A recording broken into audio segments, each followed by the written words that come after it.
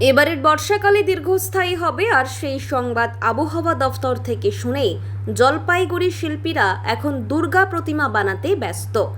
জলপাইগুড়ি শহরের মৃৎশিল্পীরা বলেন, এবার আবহাওয়া দফতর সূত্রে জানা গিয়েছে বর্ষা কিছুটা দীর্ঘস্থায়ী থাকবে, তাই বর্ষা শুরুর আগেই দুর্গা প্রতিমা করার কাজে আমরা লেগেছি। মূলত এখন এঁটেল মাটি দিয়ে স্ট্রাকচার বানানোর কাজ চলছে জোর কদমে। এখনো কোনো অর্ডার পাইনি, তবুও আগামীতে অর্ডার পাওয়ার জন্যই কয়েকটি বড় আকৃতির দুর্গা প্রতিমা গড়ার কাজ শুরু করেছি। এবছরের বর্ষাকাল একটু দীর্ঘস্থায়ী হবে, তাই বর্ষার শুরুর আগেই যাতে আর কোনো অসুবিধা না হয় তাই স্ট্রাকচার বানিয়ে মাটি লাগানোর কাজ শুরু হয়েছে। এখন থেকেই আমরা দুর্গা পুজোর কাজ শুরু করছি। আগামী 3 মাস জোর কদমে এই কাজ চলবে। দুর্গা পূজার দেখা যাচ্ছে কিসের কাজ চলছে? দুর্গাপূজার কাজ চলছে, সঙ্গে বিশ্বকর্মার কাজও চলছে। দুর্গা পূজার কি চলছে?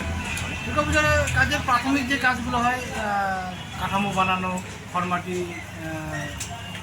খড়মাটি বাঁধা, এই প্রাথমিক যে কাজগুলো সেগুলো চলছে। জোর কদমে কাজ চলছে? হ্যাঁ, মোটামুটি যে কদমে কাজ চলছে। আচ্ছা, কি মাটি ব্যবহার করছেন? এখন সমস্যা কি? আমাদের মাটির সমস্যা হচ্ছে, আমরা এখন যে মাটিটা ব্যবহার করছি এই মাটিটা আমাদের এখানকার লোকাল মাটি নয়, এটা বাইরের থেকে আসে। ওই ইসলামপুরের দিক থেকে আসে মাটিটা, ইসলামপুর মাটিকারা ওই সমস্ত সাইড থেকে মাটিটা আসে।